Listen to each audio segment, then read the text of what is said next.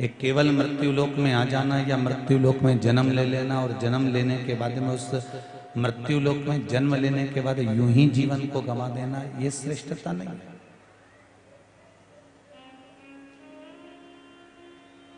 जन्म लेने के बाद में अगर हम अपने जीवन के इस कर्म में आगे बढ़ रहे हों, चल रहे हों, तो कुछ अच्छा कर कर चल।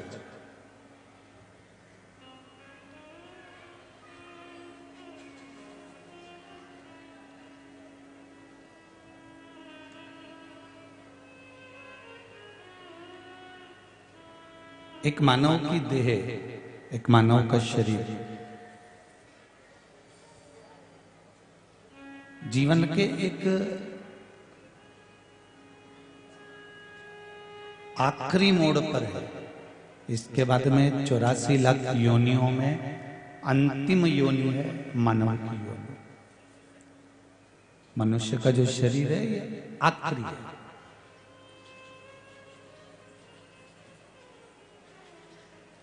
और इसके बाद में फिर बार बार कोई जन्म मिलता रहेगा, आते रहेंगे, जाते रहेंगे। पुनरपि जननम पुनरपि मरणम के ये प्रपंच में हम सब पड़े रहेंगे। पर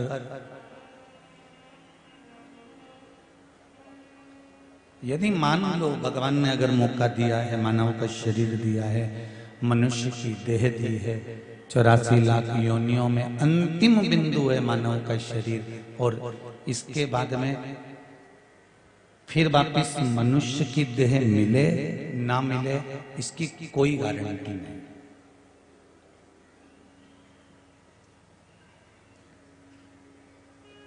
एक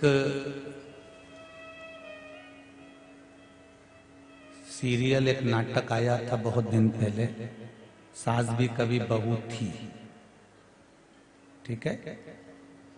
उस सीरियल की एक लाइन सबसे सुंदर थी, उस सीरियल की एक जो लाइन थी वो सबसे अच्छी थी।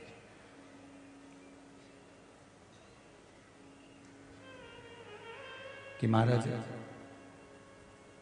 क्या तूने पाया है, क्या तूने खोया है, क्या तेरा लाभ है, क्या हानि, क्योंकि यहीं से वैकुंठ को जाना है। मानव देह अंत ठिकाना, कर ले हरि का भजन, क्योंकि यहीं से वैकुंठ को जाना है। मानव देह अंत ठिकाना है। मनुष्य का जो शरीर है वो अंतिम ठिकाना है, इसके बाद में कोई ठिकाना नहीं।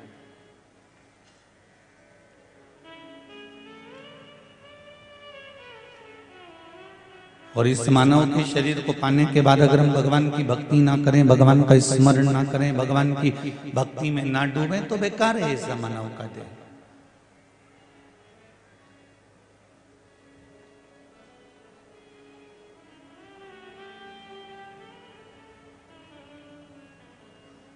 नरक मिलेगा कि स्वर्ग मिलेगा, ना तो सियोर वाला महाराज बता सकता है, ना तुम बता सकते हो। बोलो सही है कि गलत है? जम के बोलो जरा। नरक मिलेगा कि स्वर्ग मिलेगा, ना तो सियोर वाले को मालूम है, ना आपको मालूम है। पर इतना पक्का है कि नरक मिलेगा कि स्वर्ग मिलेगा, सियोर वाले को नहीं मालूम, ना आपको मालूम है। पर एक विश्वास के साथ कह सकता हूं, जिसने शिव महापुराण की कथा से दिल लगा लिया, उसको फिर जन्म मिलेगा भारत माता की सेवा करने के। नरक और स्वर्ग का तो हमको भी नहीं मालूम, ना आपको मालूम, पर इतना जरूर है कि आप अगर भगवान की भक्ति में डूबे हुए हो, आप राष्ट्र भक्ति में डूबे हुए हो, आप शिव भक्ति में डूबे हुए हो, आप राम कृष्ण आदि कादिक जितने भी 33 कोटि देवता हैं उनकी भक्ति में अगर डूबे हुए हो तो मनुष्य की देह फिर मिल सकती है। और क्यों मिलेगी?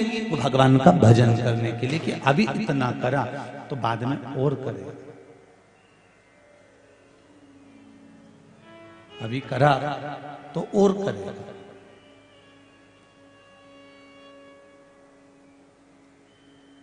बहुत अच्छे से विचार कर कर बोलिएगा।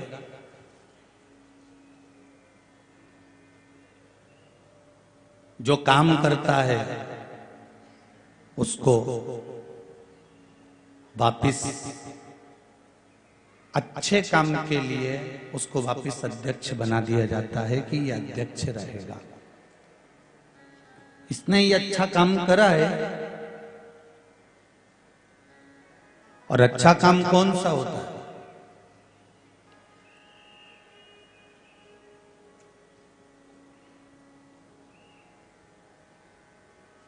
किसी के दुख के समय में, तकलीफ के समय में, कष्ट के समय में जो तुम्हारे साथ कदम से कदम मिलाकर खड़ा है, बस समझ लेना कि वही जीव हमारे लिए सार्थकता का भाव प्रकट करता है। वही सार्थकता है। दो संत भोजन करने गए एक सेठ जी के यहाँ। सेठ जी के यहाँ पर बहुत पैसा था, बहुत पैसा।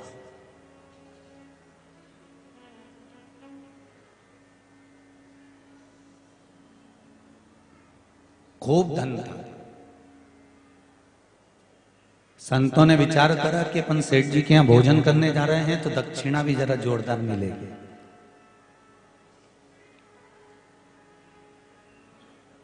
सेठ जी के यहाँ गए, भोजन किया। सेठ जी ने उनको दोनों को बहुत सुंदर कम्बल दिए। दोनों को कम्बल दिए और बड़े सुंदर कम्बल थे और बड़े गरम कम्बल थे और बड़े वीआईपी कम्बल थे। वो कम्बल जैसे दूसरी बार संत को कभी कम्बल ही नहीं मिले होंगे।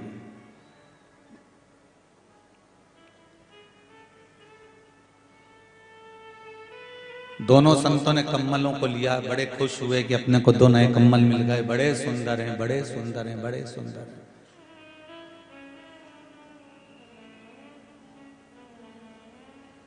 कई बार अच्छी साड़ी जो होती है ना, उसको पहनने का कई बार मन करता है, फिर भी नहीं पहन पाता।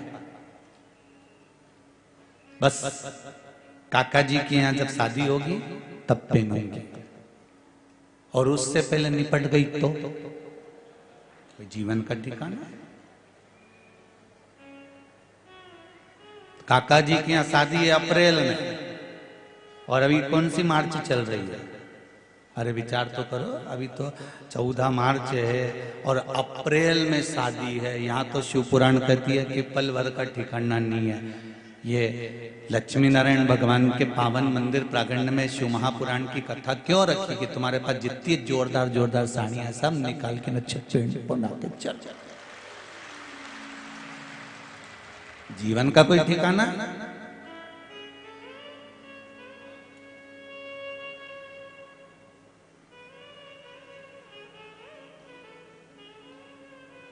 एक व्यक्ति ने गुरुजी से पूछा कि भजन कब करना चाहिए, कथा कब सुनना चाहिए, भजन कब करना चाहिए, भगवान का नाम कब लेना चाहिए? गुरुजी ने कहा मरने के 2 मिनट पहले। तो चेला बोला मरने का समय कब है? गुरुजी बोले यही तो पता नहीं है, इसलिए हर पल भजन करते रहो कि कब मरना पड़ेगा। मरने के 2 पल पहले, 2 घड़ी पहले, 2 मिनट पहले भजन करो।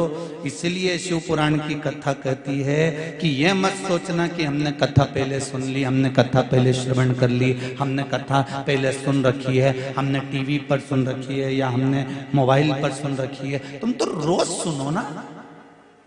मरने का कोई दिन, पल, घड़ी, समय, नक्षत्र कुछ ठिकाना नहीं।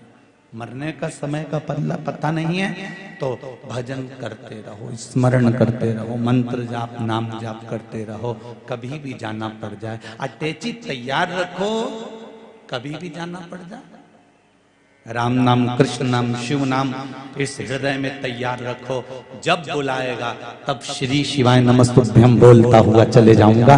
जीवन क्या है, जब बुलाएगा मेरी तैयारी है। हमारा काका जी के यहाँ शादी आए, मेरे यहाँ तो बैग तैयार रखा है। मेरी बुआ जी के यहाँ शादी आई, मेरे यहाँ बैग तैयार रखा है। जब वो बुलाएगा तब हम जाएंगे।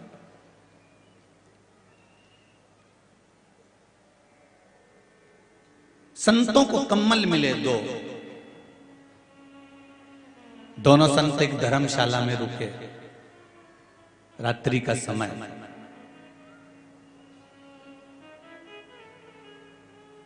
जब अच्छी चीज मिल जाती है ना तो उसको इतनी जल्दी लोग यूज नहीं करते, इतनी जल्दी इसको प्रयोग में नहीं लेते।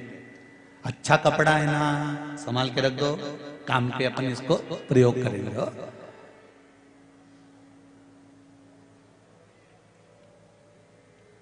अभी रख दो इसको संभाल के।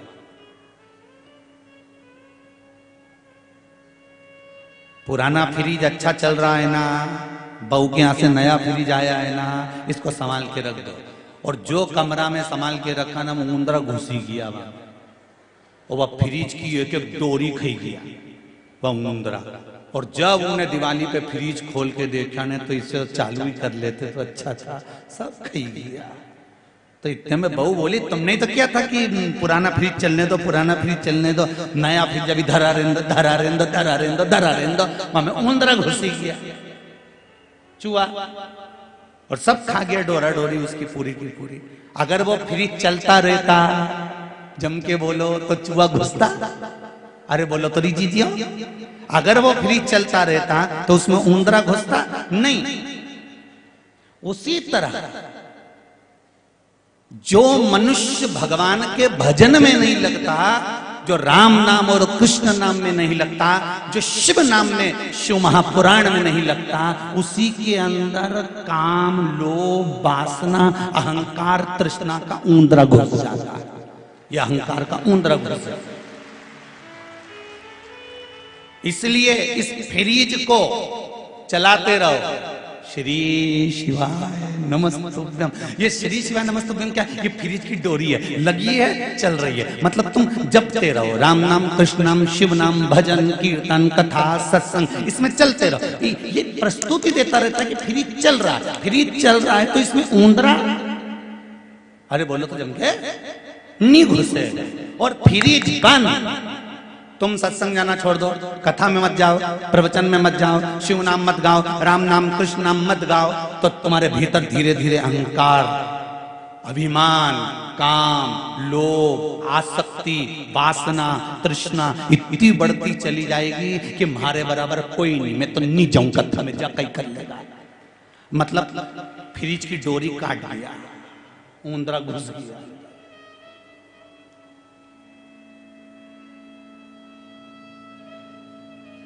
ऐसा देपालपुर में बहुत सारा होगा जिनके उंदरा घुसी पड़ा है, और इनसे कह देना जाते जाते कल कथा समापन हो जाए नहीं तो सबसे जाके पूछना क्यों रे कथा में गया था? अरे इतना भीड़ में कहीं जाए, समझ लेना उंदरा घुस गया था।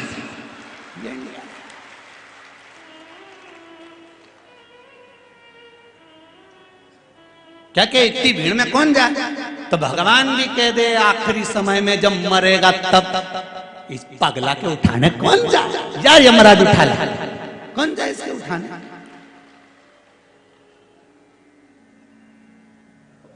ये उंदरा वालों को पहचान जाओ रहे हो, नेत्र शिविर लगा है 7 दिन का, आंखों के ऑपरेशन हो रहे हैं यहाँ पे।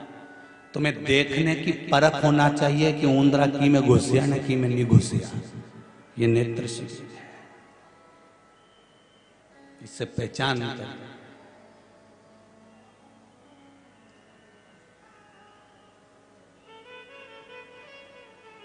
और फिर निवेदन करूंगा, अहंकार के उंदरा को, चूहे को निकाल के बाहर कर देना साहब।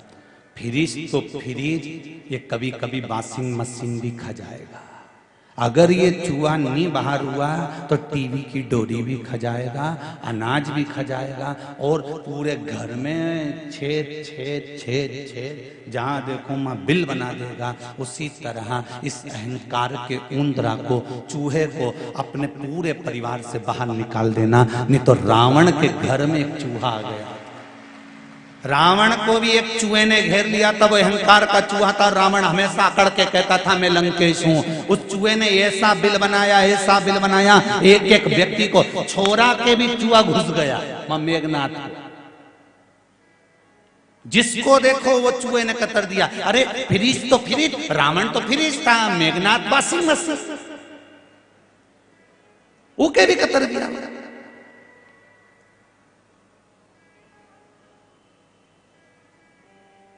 और बचा तो पूरे घर में छेद कर गया। एक अहंकार का चूहा, एक अभिमान का चूहा, एक अहंकार का उंदरा सारे घर को नष्ट कर देता है। अहंकार में 3 गए, धन वैभव और वंश। ना मानो तो देख लो रावण, कौरव और कंस, ये अहंकार के चूहे से चले गए और अभिमान में गए। एक ही चूहे ने सब बर्बाद कर दिया। इसलिए अभी भी निवेदन है कि पिंजरा धर दो। किसको पकड़ने के लिए? जम के बोलो जरा।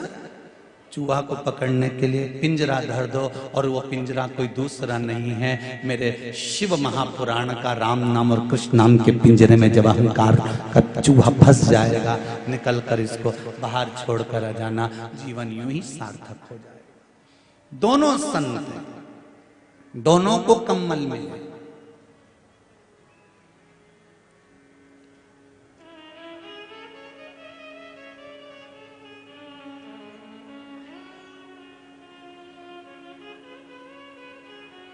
कौरवों को भी चूहे ने कतर लिया था। हम 100 भाई, अहंकार का एक चूहा कौरवों के यहां पहुंच गया था, पूरा 100 की 100 को निपटा दिया। कंस को भी अहंकार का चूहा हो जाता है कभी कभी। 4 इंजीनियर एक आड़ा टेढ़ा पाइप, उस पाइप में तार डाल रहे थे। आड़ा टेढ़ा पाइप, उस पाइप में 4 इंजीनियर तार डाल रहे थे। अब वो तार उसके अंदर जा नहीं रहा। वहीं से एक किसान भाई जा रहा था। उस किसान भाई रोज देखता था कि ये इंजीनियर रोज उनमें तार डाल रहे हैं, पर तार जा नहीं रहा। इंजीनियर लगे टोपी लगा के पीले कलर की, और सब बढ़िया फाइल माइल लेके, पर वो तार नहीं जा रही है। तो इतने में किसान ने कहा, सर। इंजीनियर बोला क्या है? ये तार नहीं जा रही है, मैं डाल दूं इसमें? इंजीनियर बोला पागल है क्या? हम 4 इंजीनियर 8 दिन से लगे हैं, तार नहीं जा रहा है और तू डाल देगा? मालूम नहीं हम इंजीनियर हैं, हमने पढ़ाई करी 1 से बढ़कर 1। किसान ने कहा मैंने पढ़ाई नहीं करी, पर इसमें तार डाल सकता हूं। दूसरा इंजीनियर बोला हाँ डाल दे। गंवार में अकल तो है नहीं, बस तार डालने चला, ले डाल के बता। उन्हें कहा भी आया, और वो गया और खेत में से मुंदरा पकड़ के लाया ना, उसकी पूंछ में तार को बांध दिया ना, पाइप में छोड़ दिया ना, तार निकले फाड़।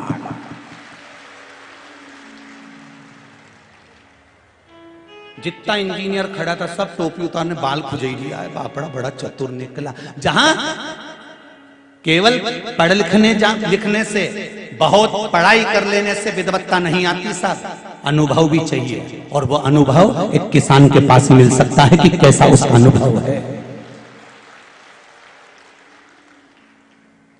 एक अनुभव की जरूरत होती है। इसलिए हमारे हिंदू धर्म में, सनातन धर्म में पहले कहते थे उत्तम किसान, मध्यम व्यापार और निम्न नौकरी, सर्विस को निम्न मानते थे। पर जब से अंग्रेजों ने कब्जा करा इस भारत की भूमि पर, इन्हें उल्टा कर दिया। उत्तम सर्विस, निम्न व्यापार और नीचा किसान कर दिया। पर पहले की लेख को उठाकर देखना कि पहले नंबर पर था किसान, जिसको लोगों ने नीचे ले जाकर छोड़ दिया।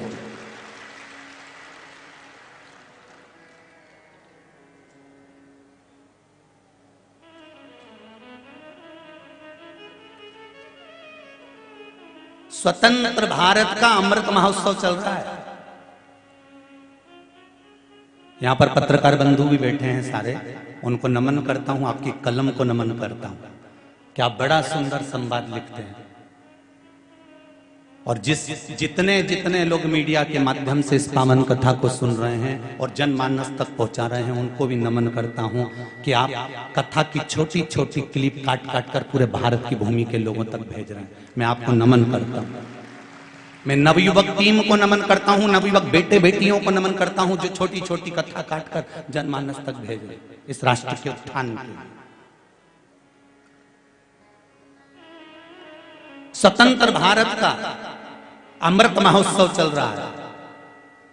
मेरा निवेदन है, स्वतंत्र भारत के स्व को तो पहचानो पहले, कि स्वतंत्रता का जो स्व है उसका मतलब क्या है।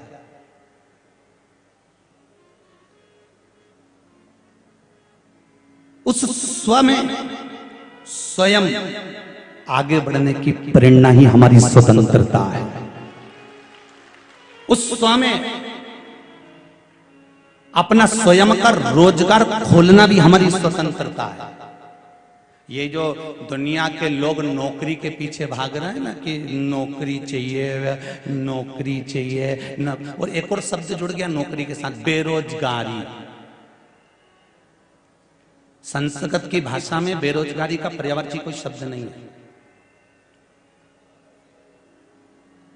भारत की भूमि पर जन्म लेने वाले प्रत्येक मनुष्य को भगवान ऐसा विवेक, ऐसी बुद्धि और ऐसी सिम कार्ड फंसा कर भेजता है कि उसमें एक हुनर देकर भेजता है कि तू क्यों नौकरी करने जाता है। तेरे पास अगर कुछ हुनर है, उस हुनर को जनमानस तक लेकर आ, तो तेरे यहां 50 लोग काम करेंगे। तो उस हुनर को अपना तो सही।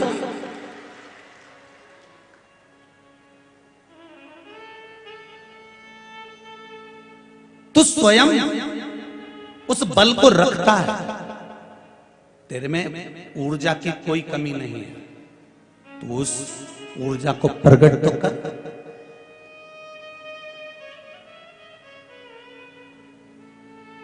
किसान छोटा छोटा काम कर कर भी, फटे हुए कपड़े पहन कर भी शान से जब खेत पर काम करता है, तो उसको ये लगता है कि मेरा खुद का काम कर रहा हूं, किसी दूसरे की गुलामी नहीं, मैं स्वयं स्वतंत्र हूं, मर्जी का मालिक,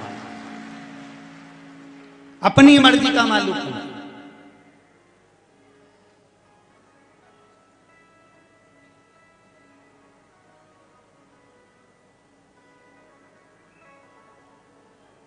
आज स्वयं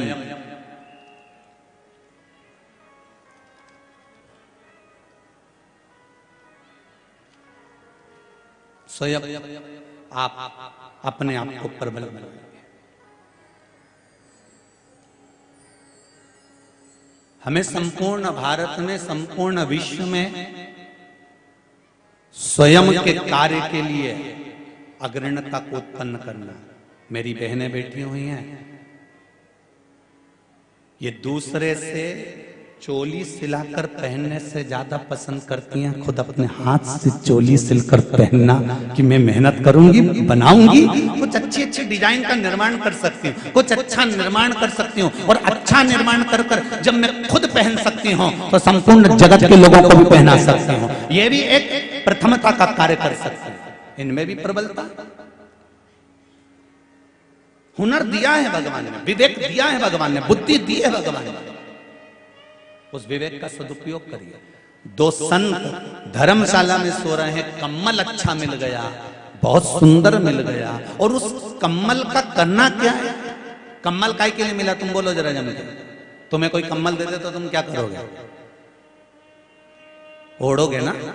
अगर अच्छा कम्मल मिला है तो ओढ़ने के ही काम आएगा ना, कि भाई ये कम्मल मिला है तो मैं इसको ओढ़ूं। उसी तरह या शास्त्र भी तो कह रहा है कि मनुष्य की देह क्यों मिली, कभी परमात्मा से पूछना तो था एक बार कि तूने मुझे पैदा क्यों करा, मानव की देह क्यों मिली है। एक माँ एक पिता अपने बच्चे खुद प्रश्न करे माता पिता से कि हमारा जन्म क्यों हुआ है, मनुष्य का शरीर क्यों मिला है, ये मानव की देह क्यों मिली है, ये हाथ क्यों मिले, नेत्र क्यों मिले, श्रवण शक्ति क्यों मिली, जिह्वा क्यों मिली, ये कंठ, ये वाणी, ये चरण, ये हस्त, ये क्यों भगवान ने दिया है, ये कम्बल, इतना सुंदर कम्बल ये भगवान ने क्यों दिया है, ओढ़ने के लिए। अर्थात इस कम्बल को इसलिए दिया कि इस कम्बल का सदुपयोग करना, जब ठंड लगे पहनना। संतों को इसलिए दिया गया था कम्बल कि ठंड लगे तो पहन लेना, जरूरत पड़े तो ओढ़ लेना, समय समय पर इस कम्बल का उपयोग करो। ये शरीर भगवान ने इसलिए दिया है कि इसका उपयोग करो। जब भजन में जाओ तो भजन में इस चित्त को, इस मन को, इस वृत्ति को, इंद्रियों को भगवान के भजन में लगा दो। और जब अपने घर में काम करो तो इन सारी इंद्रियों को कर्म में लगा दीजिए। आप जब खेत में काम करो तो इन पूरी इंद्रियों को खेत में लगा दीजिए। एक जब आप भजन में लगे हुए हो तो भजन में इस कम्बल का सदुपयोग करो, इस शरीर का सदुपयोग करो, लगाओ इसको परमात्मा की भक्ति में।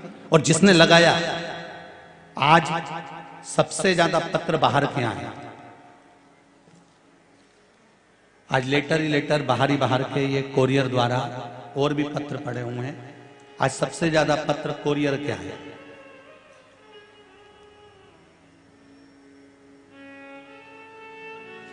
कुछ पत्र तो हमने खोल लिए हैं,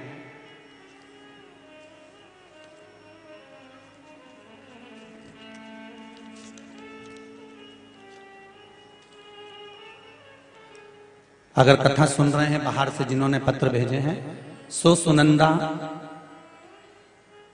दमान्या सिंधे, मुकाम post Aurangabad Maharashtra Marathwada. Mobile number भी आपने लिख के भेजा है 7721902083। ये आपने जो लेटर भेजा है कोरियर द्वारा वो व्यासपीठ पर आ गया है।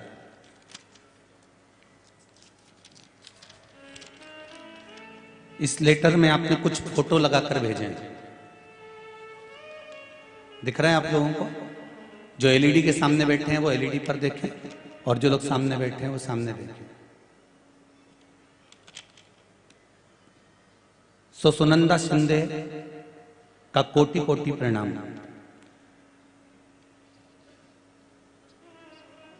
बीस साल पहले मेरे माता पिता कहते थे कि भगवान के मंदिर जाया करो, तो मैं नहीं जाती थी। क्या होता है मंदिर जाने से, ये पत्र में लिखा है। उसने अपने मन की दशा, पर उस मंदिर का फल क्या है ये आपने शिव पुराण के माध्यम से बता दिया। गुरुदेव,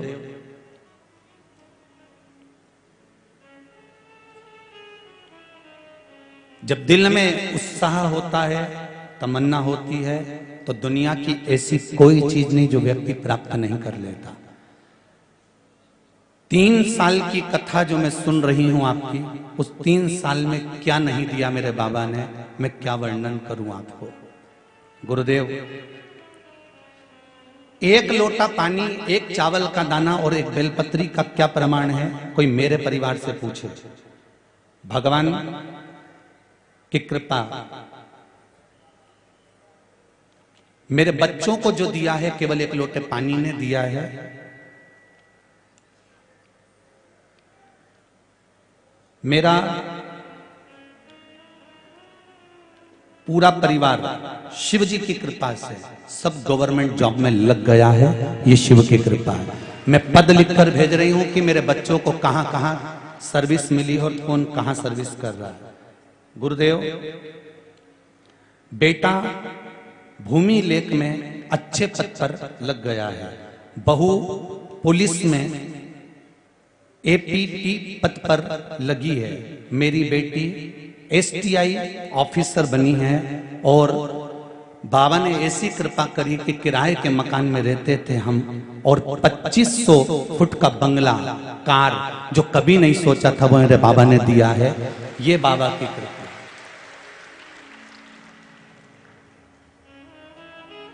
ये पत्र आज कोरियर द्वारा आया है, व्यासपीठ पे लिखा, औरंगाबाद से।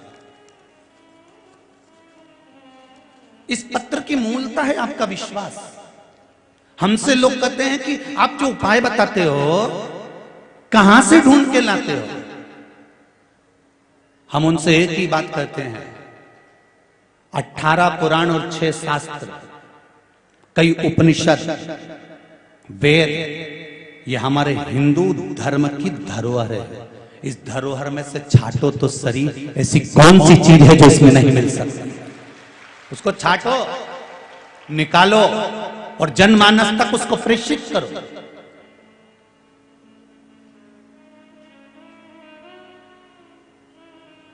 हमें ढोंग और प्रपंच नहीं आता, बस इतना जरूर जानते हैं कि हम शंकर को जाने और शंकर हमें जाने। जो चीज पढ़ते हैं, देखते हैं, वो आपको सुना देते हैं। अब तो एक और चीज चालू कर दी, ये काली मिर्ची के चक्कर में। जब से काली मिर्ची के पेज का नंबर भी बताते हैं कि किस पुराण से बोल रहे हैं और कहां से बोल रहे हैं, जिससे आप लोगों को कभी मौका ना मिले इस चीज को ढूंढने के लिए कि सियोर वाला महाराज कहीं पगला बना के तो नहीं चले गए। और पगला बना कर जाते हैं तो ये लेटर पीछे गुरुजी के चरणों में जितने 7 दिन के लेटर है, एक एक लेटर रखा है। आप पूरे जनमानस में, पूरे अखबार वाले उसको छाप सकते हो, निकाल सकते हो, देख सकते हो। और ये पत्र भी कोई कम नहीं है, ढेर लगे हैं। आपको जो दिया है बाबा ने वो कमी नहीं रखी इसको भरने में, तुम लोगों ने बहुत है। 6 शास्त्र, 18 पुराण, उपनिषद, वेद और पुराण, इन पुराणों में से, इन वेदों में से, इन शास्त्रों में से आप ढूंढना तो चालू करो। दूसरे धर्म में जाने की जरूरत नहीं पड़ेगी। मेरा हिंदू धर्म सबसे भारी धर्म है। एक सनातनी बनकर पैदा हुए हो आप और सनातन धर्म में पैदा हुए हो, क्यों भटकते हो कहीं पर? घर के भोजन में जो सुख है ना रिजी जी, होटल में कितना भी खा लेना, भंडारे की कितनी भी पूड़ी खा लेना, एक ना एक दिन घर के भोजन की याद आती है। उसी तरह मेरा सनातन धर्म है। तुम 10 जगह भटक लो, आखिरी में शरणागति यही मिल पाती। 50 जगह भटक कर देख लेना, पर अंत बिंदु उसी के चरणारविंद हैं, वही शंकर। वो और भी पत्र हैं जिनको मैं पढ़ूंगा, जो बाहर से लेटर हो ना आप लोगों ने भेजे। कोई पत्र साधारण नहीं आए जिन पत्रों को आपने लोगों ने भेजा। एक राजस्थान से भी एक पत्र आया जिसको मैंने खोला है।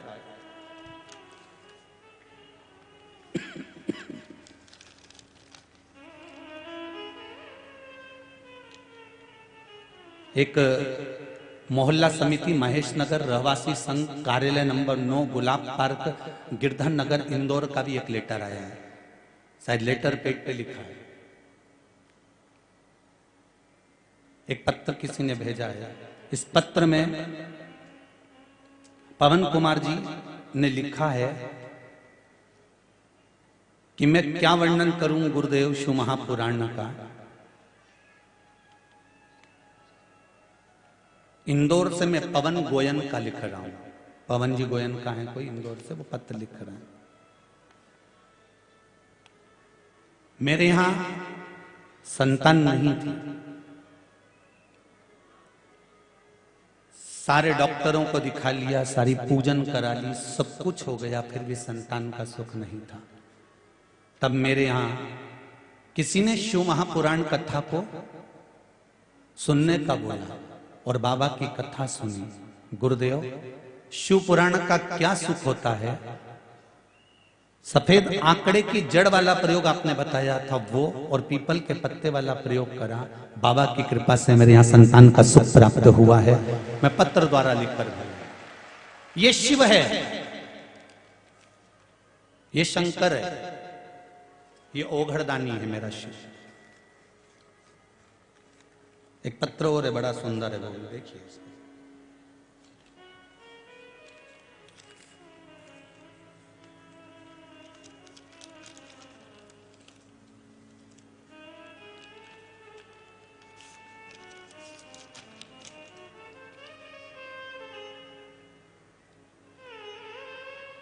स्पीड पोस्ट से आया है ये। शिवम विजयवर्गीय, राजस्थान जिला बारां का रहने वाला हूं। गुरुदेव, ये पत्र है, जिला बारां का रहने वाला हूं। आपने जो सरसों के तेल और फूल का उपाय जो बताया था वो हमने शिव जी को चढ़ाकर किया है। मेरी मां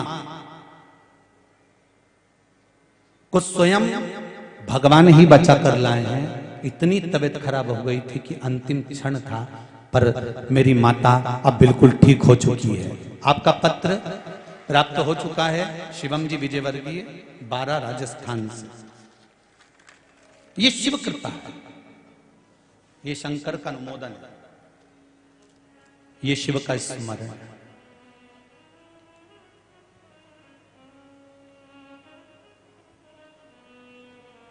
कई लोग कहते हैं गुरुजी शिव महापुराण से मिलता क्या है?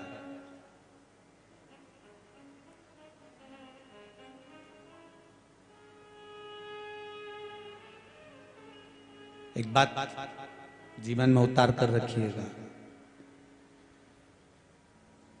जब तक किसी पुराण में जाते हो और वो पुराण विराम ना हो जाए, जैसे 4 बजे से 7 बजे तक कथा है, 7 बजे का टाइम मतलब 7 बजे जैसे विराम हो, अपने स्थान पर से जब उठो, प्रणाम कर कर उठना कि इस कंकर में शंकर है और मेरी मनोकामना ये पूर्ण करेगा।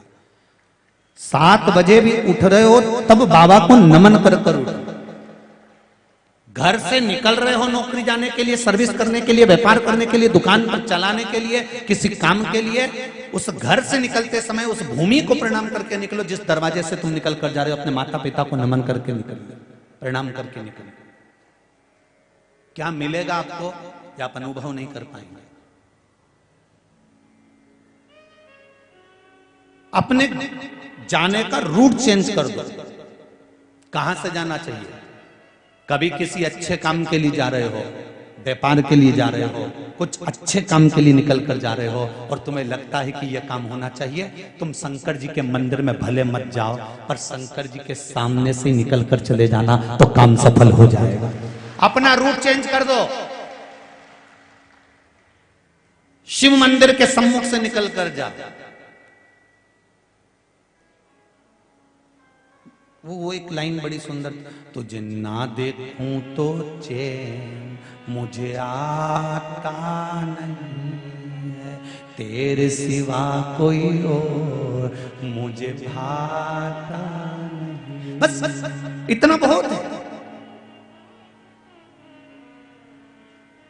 एक शिव की झलक, शंकर के मंदिर का मात्र शिखर का दर्शनम सर्व पाप नाशनम।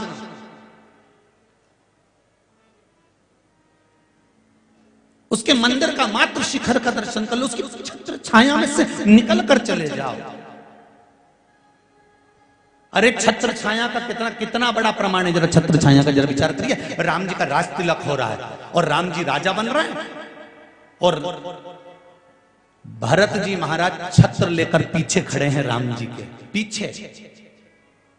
हनुमान जी व्याकुल हो गए और हनुमान जी को यह बात अच्छी नहीं लगी। हनुमान जी ने कौशल्या मैया से कहा कि राम राजा बन रहे हैं, मेरे प्रभु राजा बन रहे हैं, पर मुझे अच्छा नहीं लग रहा। राम राजा बन रहे हो, तुमको अच्छा नहीं लग रहा हनुमान? हाँ, मुझे अच्छा नहीं लग रहा। क्यों? लक्ष्मण सामने है, शत्रुघ्न सामने है, उर्मिला, मांडवी, श्रुतकीर्ति, सीता, राम, लक्ष्मण सब सामने हैं, केवल अकेला भरत, केवल अकेला भरत, वो भी सिंहासन के पीछे जो दिख ही नहीं रहा, उसको छत्र पकड़ाया।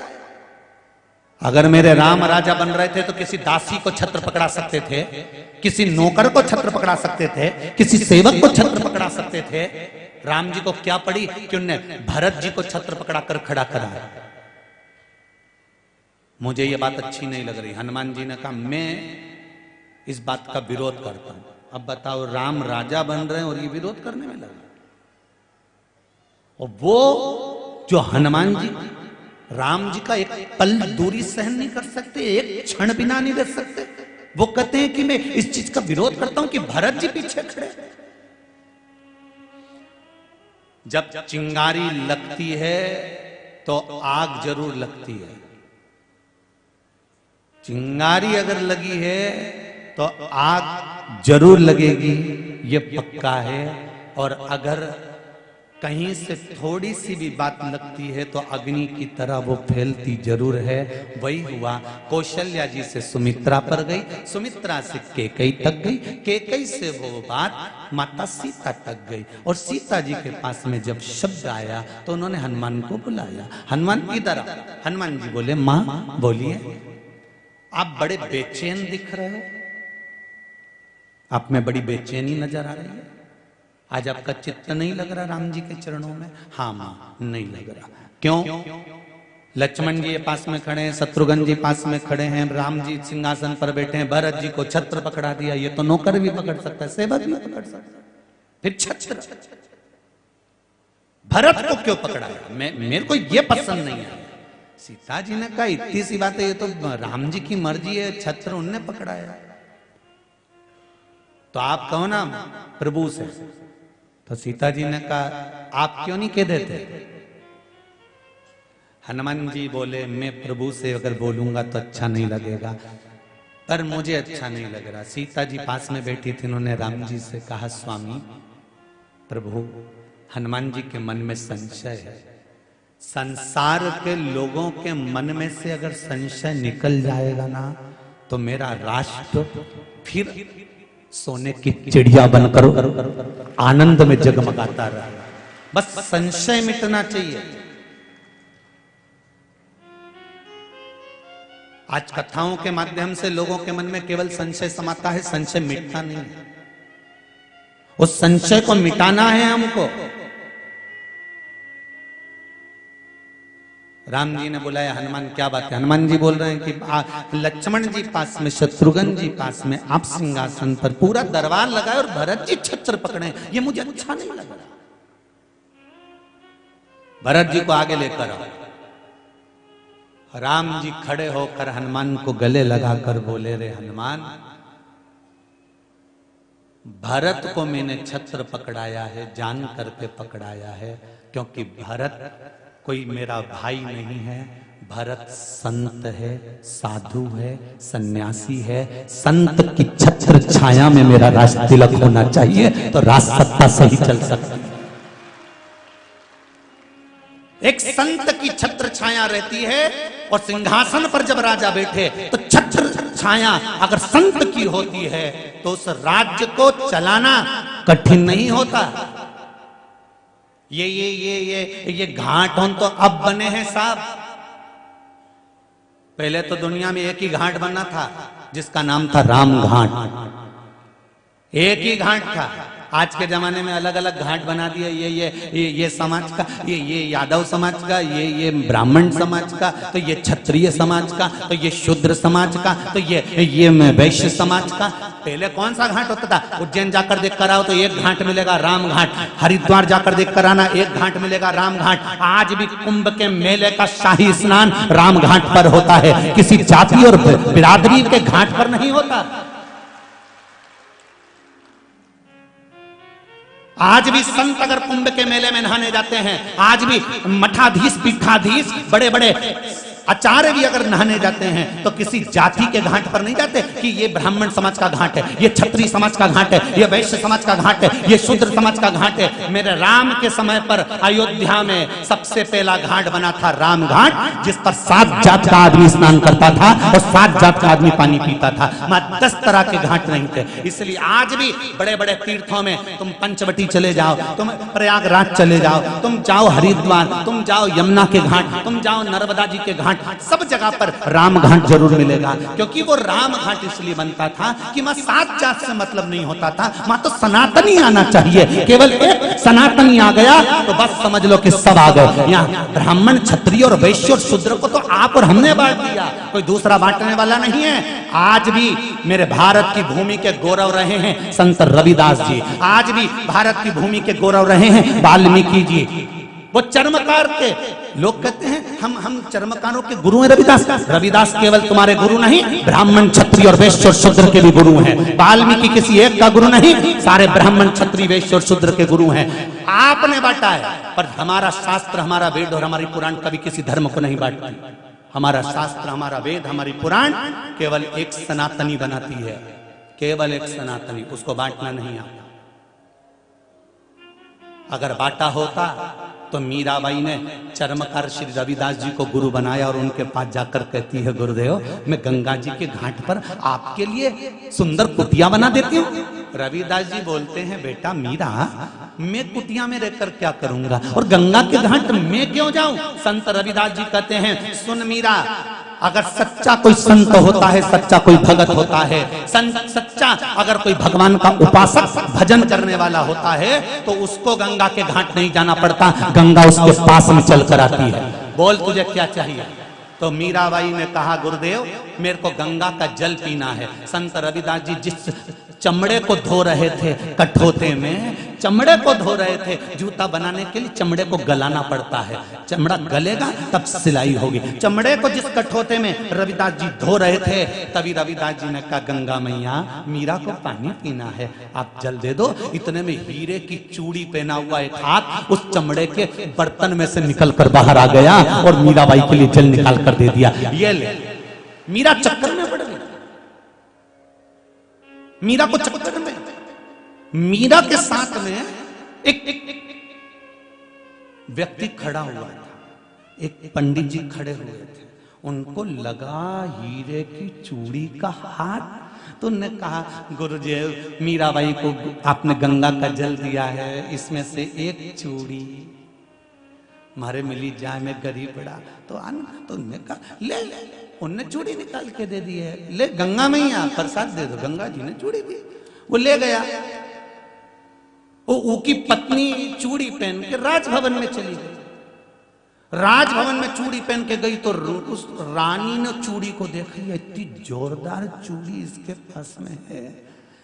राजा के पास खबर करी, पंडित जी की पत्नी के पास जो चूड़ी है मुझे 24 घंटे के अंदर चाहिए, नहीं तो मैं समझ लेना कि मायके चली जाऊंगी। और राजा की इतनी प्रिय पत्नी, राजा ने पंडित जी को बुलाया, तुम कीमत ले लो, चूड़ी दो। पंडित जी ने कीमत ले ली, चूड़ी दे दी। अब रानी के कुछ भी हो, मुझे तो एक और चाहिए। रानी के एक चूड़ी नहीं पहनूंगी, पहनूंगी तो दो, दूसरी चूड़ी भी ला कर। राजा ने खबर करवा दी, पंडित जी 24 घंटे के अंदर अगर दूसरी चूड़ी नहीं आई तो तुम्हें सूली पर चढ़ाया जाएगा। पंडित जी चक्कर में पड़ गए, काय को मंगली गंगा जी की चूड़ी, क्यों मंगली। पंडित जी मीरा जी के पास गए और यो मीरा, मीरा, ओ मीरा। मीरा भाई बोली, गुरुदेव आप आए, आप यहाँ। मीरा, एक बार गंगा जी के हाथ की एक और चूड़ी दिलवा दे मीरा, कभी नहीं भूलूंगा तेरा एहसान। मीराबाई ने कहा, हुआ क्या है गुरुदेव, हुआ क्या है। सही करिए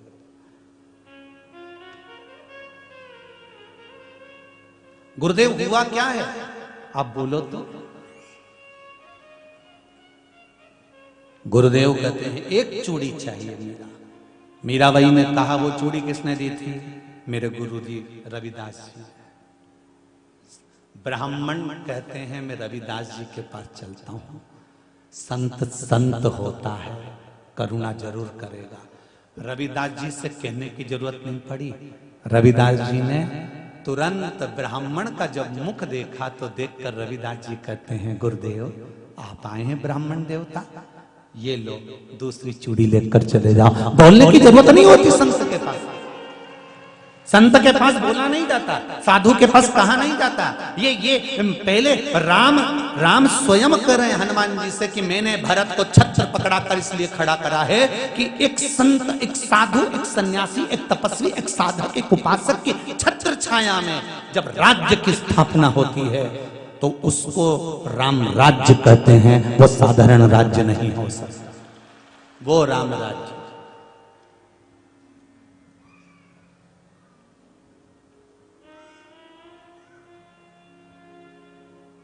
हम नहीं बांटेंगे, कोई कहता है शंकर जी किनके देवता हैं, तो कोई कहे कि ब्राह्मणों के, कोई के क्षत्रियों के, कोई के वैश्यों के, कोई के शूद्र के है। सारे देवताओं को लोगों ने बांट लिया, केवल एक ही देवता नहीं बटा। कौन? जम के तो बोलो। देव अधिदेव महादेव। वो के हम लक्ष्मी पुत्र हैं, तो कोई के हम इनके पुत्र हैं, तो कोई के हम उनके पुत्र हैं। कोई नहीं के कि हम शंकर जी के पुत्र हैं, क्योंकि सब समझे शंकर जी के तो सब रुद्रगण जीतते। तो तुम जितते बैठे हो ना, और जितते शिव महापुराण की कथा सुन रहे हो, कोई तुमसे पूछे तुम की औलाद, तो कह देना हम तो ऊ की औलाद जी की तू औलाद। बस उसने पैदा किया, एक ने भेजा है। एक ही बोरी का आटा है रे अपन सब। वही सरबती गेहूं पिसाया था, चक्की पे पिसा के आया, साइकिल पे ट्यूब से बनकर आया पीछे। 2 बार बोरी गिरवी पड़ी, फिर वापिस साइकिल पे धरी और अच्छे डोलता डोलता छोरा ने लाके आंगन में पटकी। ये अपन सबकी कथा है। ऐसे वहां भी चक्की लगी है, वहां भी आटा पिसा रहा है। गणेश जी महाराज वहां भी साइकिल में धर के ले जा रहे हैं आटा की बोरी, और वहां पे भी सब जितने भंडारे में लोग पूड़ी बेले नहीं, ऐसे वहां भी 33 कोटि देवता सब रोटी बेलने में लगे हैं। 24 घंटे उनके पास एक ही काम है कि मनुष्य की रचना करना है। अब एक ही बोरी का आटा, उसना भी एक जैसा ही, लोई भी एक जैसी बनाई, पर जो बेल रहे थे ना उनने गड़बड़ी कर दी। कोई लोई थोड़ी जाड़ी कर दी, कहीं की लोई के थोड़ा लंबा कर दिया, कोई तो अच्छी एकदम बढ़िया सुंदर सुंदर पलेथन लगा दी, और एक को कार्तिकेय जी ने ऐसा जम के छोटा छोटा बच्चा रहनी तो वो लोई के ज्यादा मसल दे तो काली हो गया, तो कहीं कहीं की काली हो गई।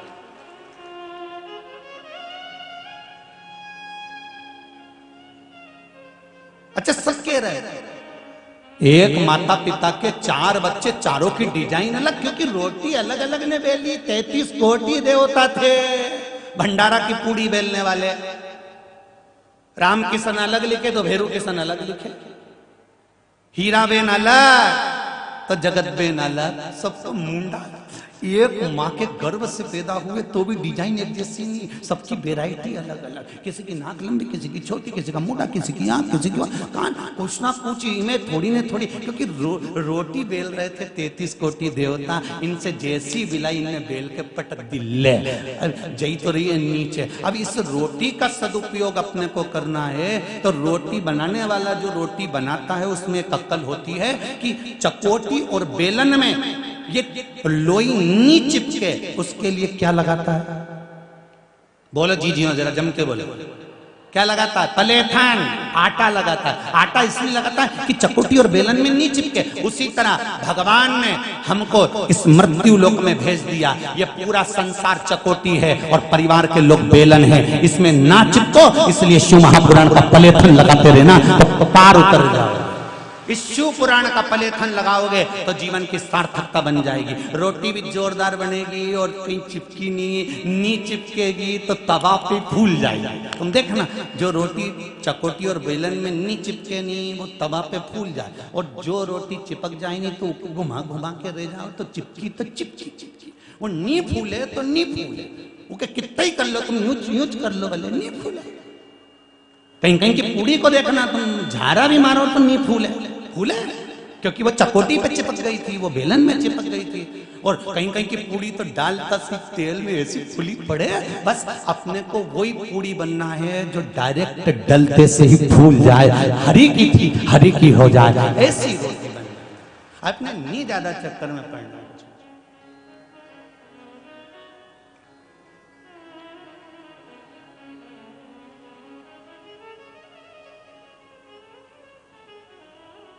हम क्यों बैठे? कथा चल रही थी संत के 2 कम्बल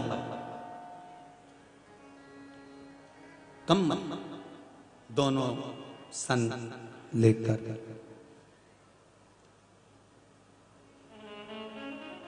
जोरदार कम्बल है, अच्छे जोरदार हो। भगवान ने तुमको खूब कीमती बनाकर भेजा, खूब कीमती। दुख जब होता है जब कोई लोग आके रोते हैं और रोते रोते कहते हैं हम बड़े दुखी, बहुत गरीब है हम, बहुत गरीब। हमने कहा मेरे मालिक ने तुझे पैदा करा और तू कह रहा गरीब हूं। संसार में किसी को गरीब पैदा नहीं करा मेरे भोलेनाथ ने, एक को भी भिखारी बनाकर पैदा नहीं करा मेरे भगवान ने, सबको लखपति और करोड़पति बनाकर पैदा करा मेरे भोलेनाथ ने। अगर तुझे लगता है कि तू गरीब है, चल मेरे साथ हॉस्पिटल, अभी मेरी 10 लाख की एक किडनी भिजवा के आता हूं, 10 लाख हाथ में ले, ने दूसरी भिजवाऊं फिर 10 लाख, आग बेचिया 5 लाख, अभी करोड़पति बनाकर भेजा है। प्रथम सुख निरोगी काया, अगर काया अच्छी है, हाथ पैर काम कर रहे हैं तो दिल से कमाओ और अपनी जिंदगी को आगे बढ़ाओ, भीख मांग कर नहीं। लखपति बनाकर पैदा करा है मेरे मालिक ने, करोड़पति बनाकर पैदा करा है मेरे भोलेनाथ ने। मेरा शंकर ने तुम्हें भिखारी बनाकर पैदा नहीं करा।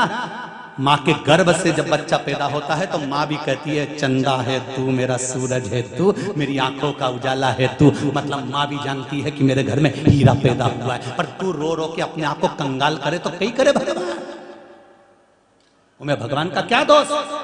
जब देखो जब रो, हम तो बहुत गरीब, गरीब तो गधा, तो कहीं को गरीब। हाथ दिए हैं 2, पांव दिए हैं 2, बोलने के लिए वाणी दी है, श्रवण के लिए कान दिए हैं, नेत्र दिए हैं। भगवान ने कहा कुछ नहीं करता बने तो मंदिर में सफाई कर। यहाँ तो सीधी सीधी बात बोलिए ना, माला माल बनना है तो माला को पकड़ लो, माल अपने आप आएगा। नाम तुम लिख के देखो, कागज पे लिखना माला माल, तो पहला शब्द क्या है? माला माल लिखोगे तो पहले क्या लिखोगे? माला फिर माल, मतलब माला को पकड़ो तो माला आएगा। तुमसे ज्यादा नहीं बने तो राम नाम तो गाओ, कृष्ण नाम तो गाओ, शिव नाम तो गाओ, उसका गुणगान तो करो। परसों की कथा में कहा था मलुक का शब्द, अजगर करे ना चाकरी, पंछी करे ना काज, दास मलुक का कह गए सबके दाता राम। तुम भगवान का भजन गाना तो चालू करो, पेट भरने की जवाबदारी उसकी है, भूखा नहीं सुलाएगा। तुम जपो ही।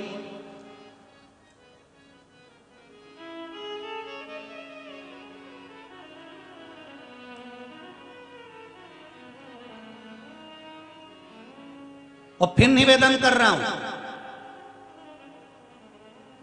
अपने आप अपनी कीमत को बनाइए, अपने आप अपनी कीमत को बनाइए। तुम्हारी कीमत तुम खुद बना सकते हो, बस थोड़ा सा जागरूक होकर आगे बढ़ना पड़ेगा। मेरा शिव कहता है तेरे एक लोटे पानी की कीमत चुकाने में मेरी पूरी जिंदगी लग जाती है, मेरा शंकर कहता है। लिंग पुराण में लिखा है श्री वेद व्यास जी ने कि एक लोटा पानी जो शंकर जी को चढ़ाता है वो चढ़ाकर चले तो जाता है, पर शंकर उस जल की कीमत चुकाने के लिए उसके पीछे पड़ा रहता है कि कैसे इसका उद्धार करूं, कैसे इसकी तरक्की करूं, कैसे मैं इसको धन दूं, कैसे मैं इसको वैभव दूं, कैसे मैं इसको संपदा दूं। एक लोटा पानी आप माताएं चढ़ाकर आ जाती है, एक लोटा पानी तुम शंकर जी को चढ़ाकर आ तो जाती हो, पर शंकर उसका फल कितना देता है वो शिव ही जानता है।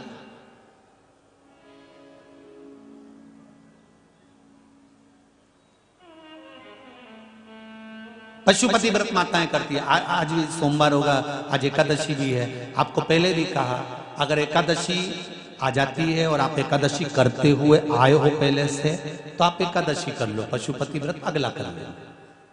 अगर एकादशी करते हुए आए हो तो, और अगर नहीं करते थे एकादशी तो फिर पशुपति व्रत करो। कोई व्रत अगर बीच में आ जाता है, तीज का व्रत, चतुर्थी का व्रत जो आप करते हुए आए हो वो बीच में फंस जाए तो पशुपति व्रत आगे बढ़ा दो, अगले सोमवार को करो। और पति और पत्नी अगर पशुपति व्रत कर रहे हैं तो थाली 2 लेकर जाना, प्रसाद के हिस्से भी 2 जगह पर ही जाएंगे, दिए भी अलग अलग जाएंगे। हाँ, जब दिए मंदिर में लगाने के बाद घर पर आओगे तो सबसे पहले पत्नी दिया लगाएगी दरवाजे का, इसके बाद पति लगाए, अगर जोड़े से पशुपति व्रत कर रहे हो तो। और अकेली कर रही हो तो फिर तो तुम लगा सकते हो। और अगर जोड़े से अगर पशुपति व्रत कर रहे हो पति पत्नी, तो पहले पत्नी दिया लगाए, उसके बाद में पति दिया लगाए। घर के दरवाजे, मंदिर में दिया दोनों साथ लगाओ, मना नहीं, परंतु द्वार पर जो दिया होगा पहले पत्नी लगाएगी फिर पति लगाए। अगर जोड़े से व्रत करो तो, और सिंगल कर रहे हो, अकेले कर रहे हो पशुपति व्रत, तो आप स्वयं कर सकते। एक बहुत सुंदर बात, शिव महापुराण का बड़ा सुंदर संवाद, कोटि रुद्र संहिता में से कोई आपसे पूछे तो बता देना। कोटि रुद्र संहिता में से बड़ा सुंदर संवाद है कि महीने में नहीं, 15 दिन में, 15 दिन में नहीं, महीने में, 6 महीने में, 3 महीने में, साल भर में एक बार पार्थिव शिवलिंग का निर्माण कर कर पूजन जरूर करना चाहिए। उससे घर में अकाल मृत्यु नहीं होती, मृत्यु टल जाता है। पार्थिव शिवलिंग का निर्माण अकाल मृत्यु को टाल देता है। पार्थिव शिवलिंग का निर्माण घर में बुलाओ किसी विद्वान ब्राह्मण को, और अगर विद्वान ब्राह्मण आपके यहाँ आ जाए, पूजन करा दे पार्थिव शिवलिंग का, तो आनंद की अनुभूति हो। नहीं आ पा रहे, आप स्वयं पार्थिव शिवलिंग बनाओ, मिट्टी का शिवलिंग बनाकर उसका पूजन करो, उसकी अर्चना करो। और यदि पार्थिव शिवलिंग भी नहीं बना पाओ तो 3 महीने में, 6 महीने में, 15 दिन में, 8 दिन में कभी भी बेलपत्री के पेड़ के नीचे 1 लोटा जल समर्पित कर दिया करो। उससे भी शिव अकाल मृत्यु को टाल देगा, अकाल मृत्यु को टाल देगा मेरा शिव।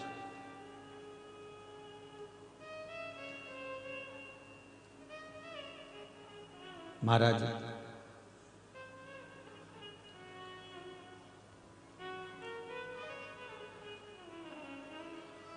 तेरे दर पे आके मुझे क्या मिला है।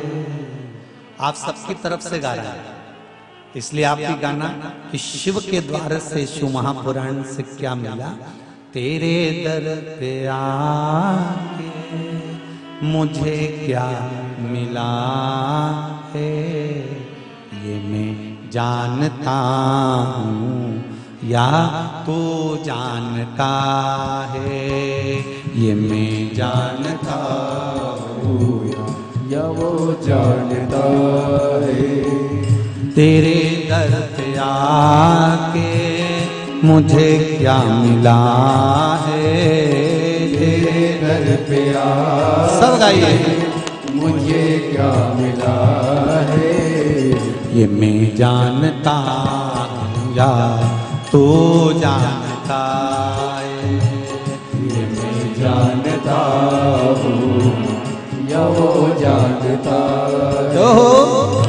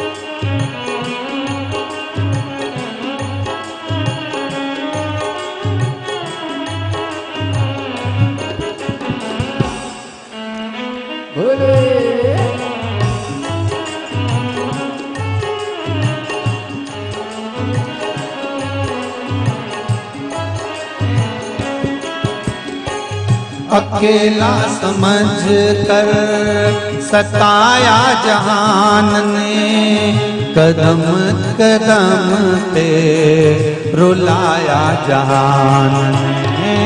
अकेला समझ कर सताया जहान ने,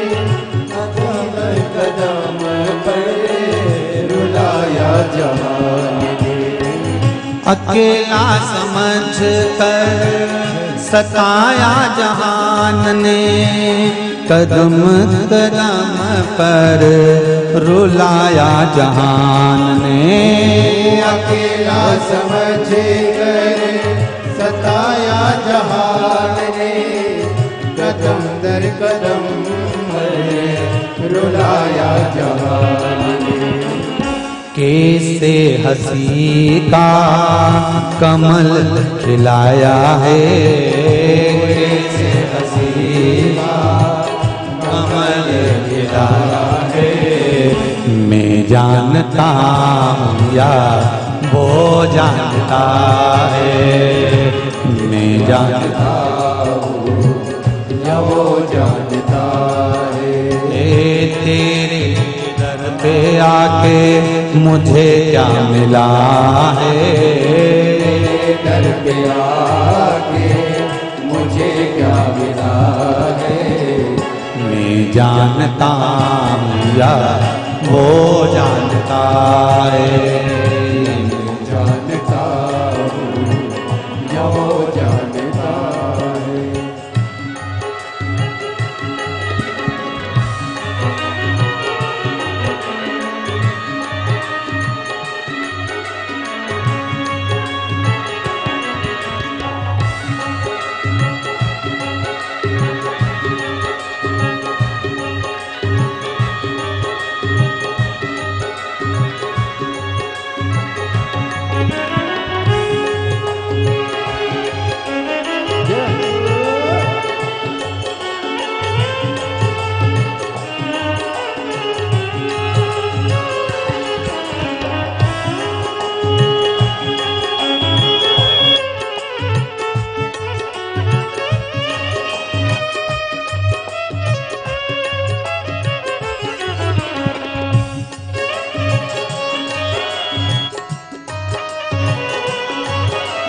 बोले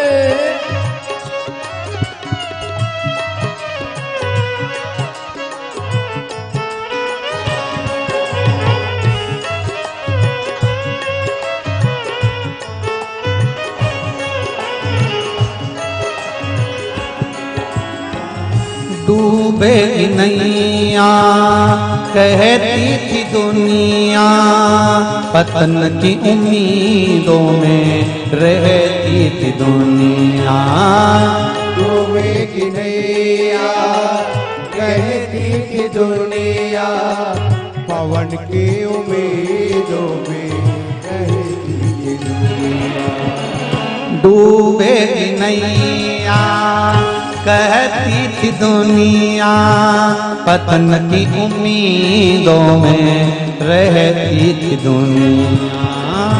डूबेगी नैया कहती थी दुनिया, पतन की उम्मीदों में रहती थी दुनिया।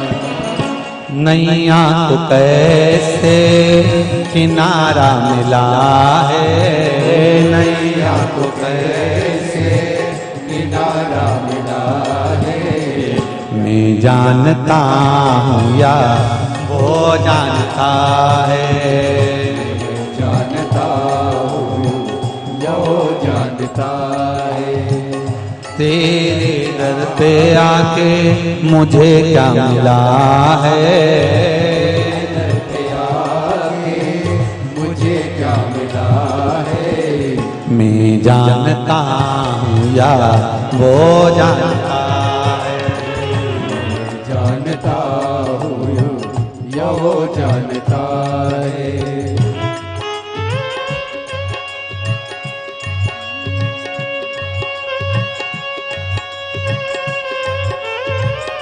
हर हर महादेव।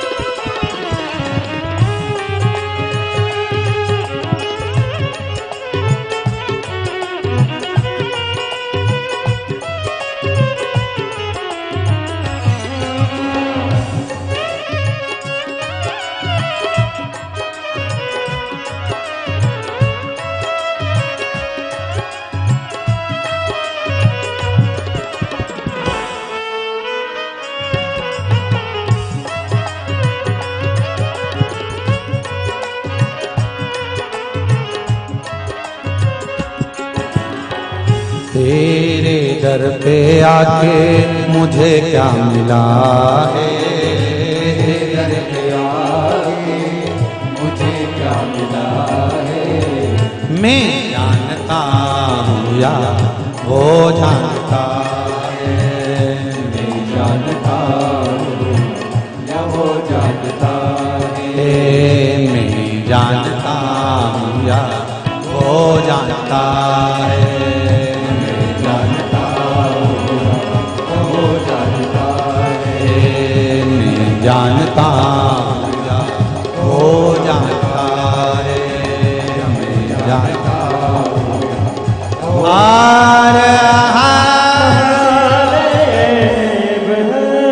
भगवान शिव की कथा कर रही है, ये उसके हाथ में। सारी दुनिया भले कह दे कि नाव डूबेगी पर किनारा तो वही देने वाला है। डूबेगी नैया कहती थी दुनिया, पतन की उम्मीदों में रे दुनिया। एक बात अपने जीवन में उतार कर रखिए, जब तक आपके पास में शिव पुराण का मूल मंत्र है, क्या? श्री, बोलो साथ में बोलो जरा, श्री शिवाय नमस्तुभ्यम। जम के एक बार वापिस सब लोग बोलिए, श्री शिवाय नमस्तुभ्यम, श्री शिवाय नमस्तुभ्यम, श्री शिवाय नमस्तुभ्यम। चाहे दुनिया के लोग कितनी भी ताकत लगा लें, चाहे दुनिया के लोग कितना भी दम लगा लें, आपको नीचे गिराने का कितना ही प्रयास कर लें, अगर शिव का पंचाक्षर मंत्र, षडाक्षर मंत्र या महामृत्युंजय मंत्र या श्री शिवाय नमस्तुभ्यम यदि आपके पास में है तो कोई ताकत आपको नीचे नहीं गिरा सकती, आप आगे ही बढ़ेंगे। संतों ने कम्मल लिया और उस कम्मल को धर्मशाला में लेकर दोनों बैठ गए। दोनों को नींद आ रही थी। एक व्यक्ति ने अपना पुराना वाला कम्बल निकाला और एक संत ने पुराना कम्बल ओढ़ लिया। और नया कम्बल का क्या करा, उसकी घड़ी बनाई और घड़ी बना के सिर के नीचे लगा के और सो गए। और जो दूसरा जो संत था ना, उसने क्या देखा कि एक छोटा सा बच्चा उसकी मां के साथ में ठंड में कांप रहा है। उसको ठंड लग रही, वो कांप रहा है। और संत ने अपना जो कम्बल था वो छोटे से बच्चे को ओढ़ा दिया। सवेरे दोनों संत रात को सो गए, सवेरे उठे, दोनों के कम्बल गायब थे। एक ने जिसने सिराने लगाया था उसका कोई चुरा ले गया था और दूसरे ने कम्बल अपने हाथ से बच्चे को उड़ाया था। अब इन दोनों में सबसे ज्यादा खुश कौन होगा? जम के बोलो जरा। जिसने बच्चे को उड़ाया था, कम से कम अपना कम्बल अपने हाथों से सही जगह तो लगा गया था। तो 11 रुद्र मंदिर के लिए भी तो यही कह रहे हैं चिल्ला चिल्ला के कि अपने हाथों से सही जगह लगा जाओ, नहीं तो एक दिन तो चलेगा। अब कम्बल का सदुपयोग कर लीजिए।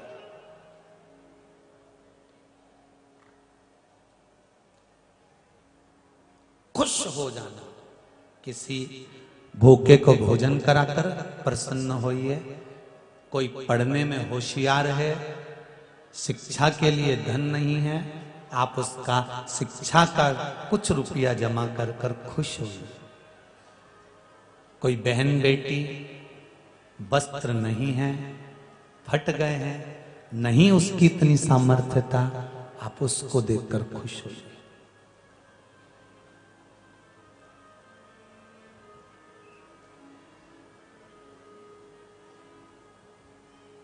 सत्कर्म की ओर, अच्छी जगह पर, भूखे के भोजन में, दवाइयों में आजकल बहुत ज्यादा खर्चा होने लगा है।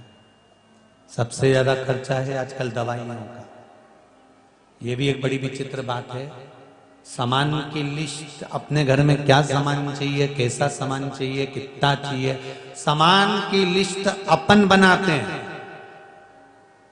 और मेडिकल की लिस्ट डॉक्टर बनाता है। उसी तरह सामान की लिस्ट, पूरे परिवार का सुख और दुख का स्मरण हम करते हैं, परंतु जो मेडिकल की जो लिस्ट है, पर्चा है ना, वो बनाने वाला अर्थात हमारे कर्म का पर्चा लिखने वाला कोई दूसरा नहीं, वो देवाधिदेव महादेव ही होता है जो हमारे पर्चे को लिखता है। इसलिए फिर कहूंगा, मत बुरे कर्म कर बंदे वरना पछताएगा, भगवान की आंखों से तू बच नहीं पाएगा, तू बच नहीं पाएगा। अरे ओ अज्ञानी मत करना।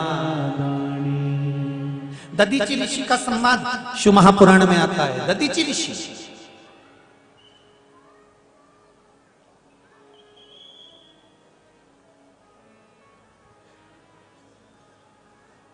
वत्रासुर की उत्पत्ति के लिए, राक्षसों के संहार के लिए, जब इंद्र बार बार हार रहे थे, परेशान हो गए, तब पूछा ब्रह्मदेव से कि इस असुर का, इस राक्षस का संहार मैं कैसे कर सकता हूं। तो कहा, दधीचि ऋषि के यहां जाओ और दधीचि ऋषि से कहना कि तुम्हारी अस्थियां दे दो, तुम्हारी हड्डियां दे दो।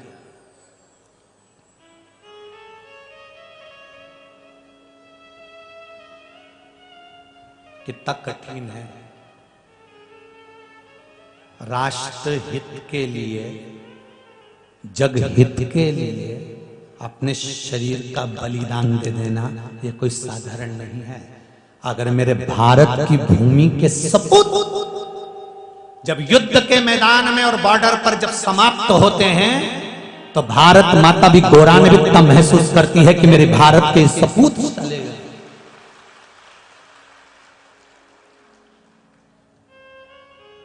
जो राष्ट्र हित के लिए, जग हित के लिए, धर्म हित के लिए, जनहित के लिए अपने प्राणों को दे दे, कोई साधारण होगा?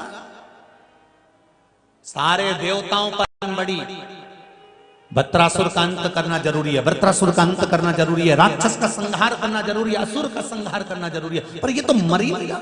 सबने अपना अपना प्रयास कर लिया, सारे देवताओं ने प्रयास कर लिया, पर मरने को तैयार नहीं, तो फिर क्या करा जाए? तो क्या इसको तो केवल दधीचि ऋषि की अस्थियां ही मार सकती है। दधीचि ऋषि जो संत हैं, साधु हैं, सन्यासी हैं, तपस्वी, साधक, उपासक, भगवान की अविरल भक्ति में डूबने वाले, बस अगर इंद्र जाए और उनसे उनके शरीर की हड्डियां मांग कर लिया है। अब हड्डी कम मिलेगी जब प्राण त्यागेगा। प्राण त्यागेगा किसके लिए? जनहित के लिए, राष्ट्रहित के लिए।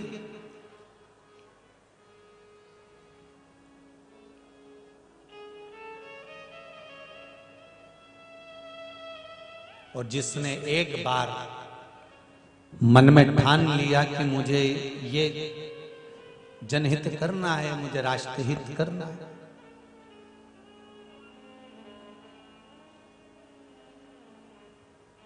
तो एक लाइन बड़ी सुंदर सी लोग गाते हैं,